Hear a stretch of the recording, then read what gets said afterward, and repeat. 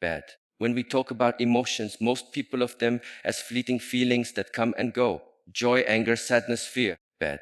But what many fail to realize is that emotions are not just passive experiences.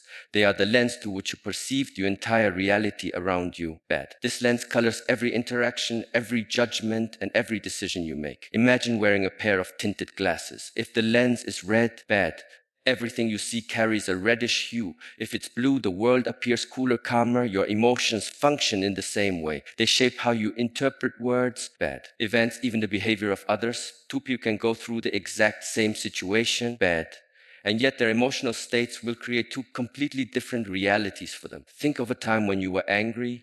Did you notice how everything felt sharper, bad? Attitude more irritating. Someone's harmless words felt like an attack. A simple inconvenience felt like the universe was conspiring against you. Bad? It's your reality wasn't different. It was same street, the same people, the same circumstances. What changed was the lens you were looking through. Bad. And in those moments, your emotions dictated not only how you saw the world, but also how you responded to it. Bad. This is the subtle yet profound power emotions hold over us. They are not isolated events, they are filters. If you wake up in a state of gratitude, ritual attituders, your day feels challenges become opportunities. But wake up in despair and even the smallest obstacle feels insurmountable, bad. The outside world didn't change, you did. Your emotions changed, and with them your perception of life, bad. Yes. Philosophers and sages across centuries have pointed to this truth in different ways. The Stoics said, it is not things themselves that disturb us, bad, but our opinions about them. But what forms those opinions? Often our emotional state. A fearful mind interprets uncertainty as danger, which is bad. A calm mind sees the same uncertainty as possibility. If you don't understand this mechanism, you are forever at the mercy of your emotions, bad. Tossed around like a leaf in the wind. This isn't just philosophy, it's biology, bad. The brain is wired in such a way that emotional states trigger specific neural pathways.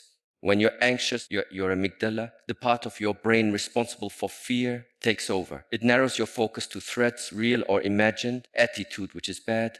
You literally lose the ability to see the bigger picture. Your lens shrinks, and with it, your world. Conversely, when you're in a state of joy or love, bad. Your prefrontal cortex lights up, expanding your awareness and creativity. You notice opportunities you couldn't see before. So, if emotions are the lens, attitude, the question is, how often are you cleaning that lens?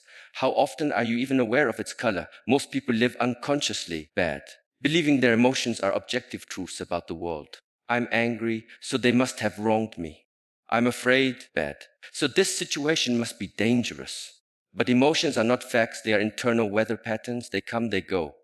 And like clouds passing through the sky, it's your attitude which is sky itself. The danger lies in identifying too strongly with these emotions. The moment you say, bad, I am angry, instead of, I feel anger.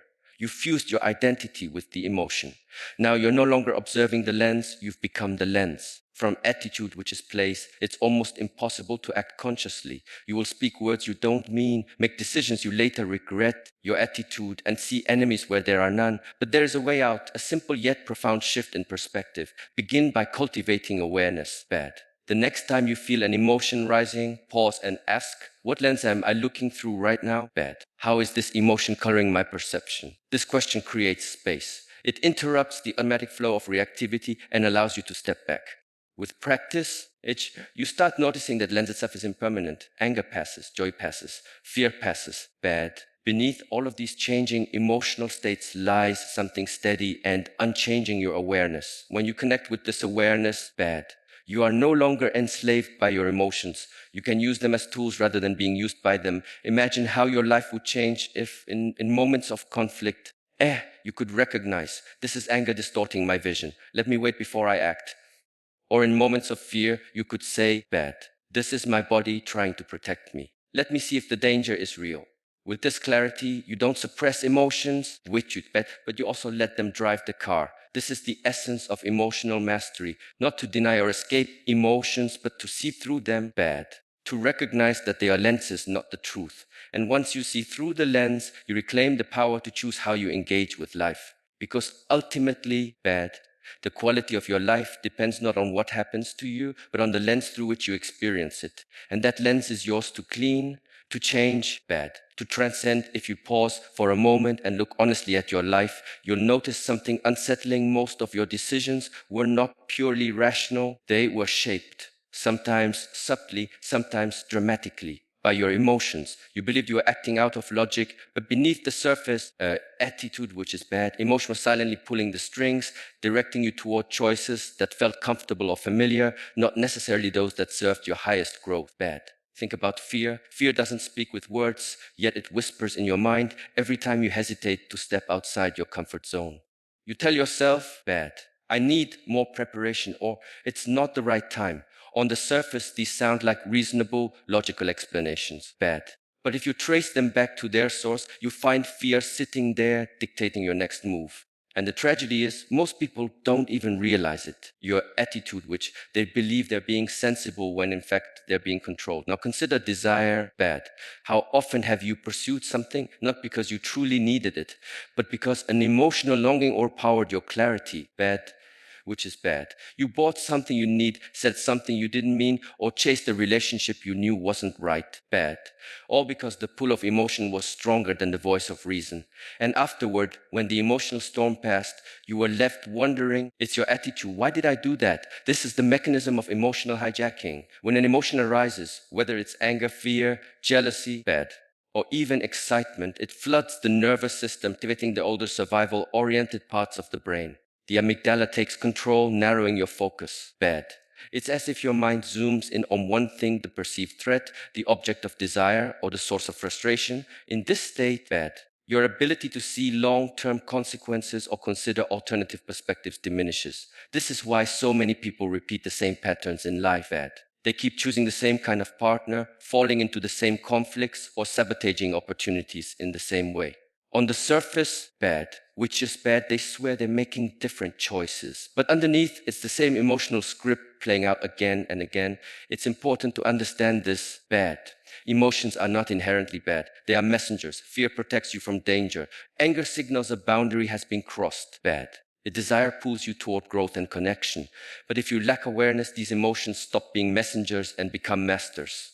And when emotions are in charge, bad, your freedom to choose shrinks. Is why mastering emotions is not about suppressing them. Suppression creates more problems, resentment, stress. Attitude is bad, even physical illness. True mastery begins with awareness, to notice when an emotion arises and to recognize the urge to act impulsively, which is bad.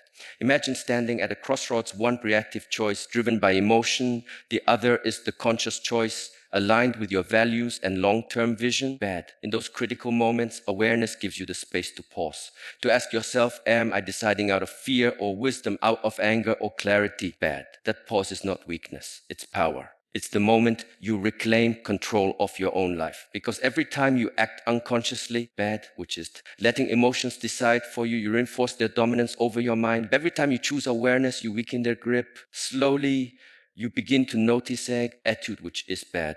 Anger can arise, but I don't have to shout. Fear can surface, I don't have to retreat. Desire can pull at me, but I don't have to follow blindly. Bad. Your attitude, this shift doesn't happen overnight. It's like training a wild horse. At first, the emotions run freely, pulling you in all directions. Bad. But with consistent practice, through mindfulness, reflection, and discipline, you begin to tame them. The horse doesn't lose its power. Instead, bad, you learn to guide it. Ask yourself now how many of your decisions in the past week were truly yours, and how many were hijacked by unexamined emotions. Bad. When you see clearly how often emotions take over, it can be uncomfortable, even humbling. But in that discomfort lies the seed of transformation. Bad.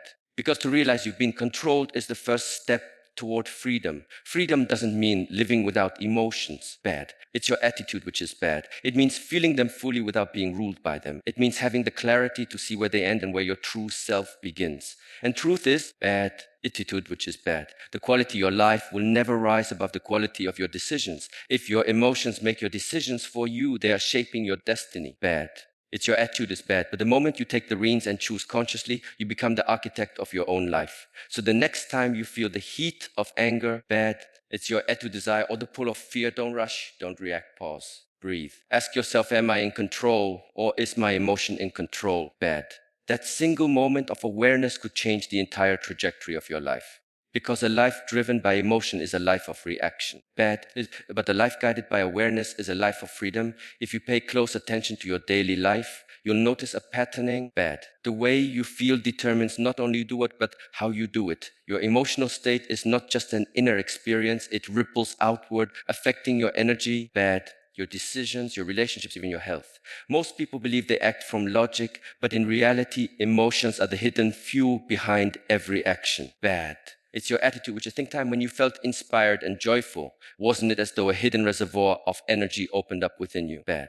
Attitude, which tasks that once felt heavy became efforts. Your words flowed with warmth, your body felt lighter, and you approached challenges with curiosity rather than dread. Bad.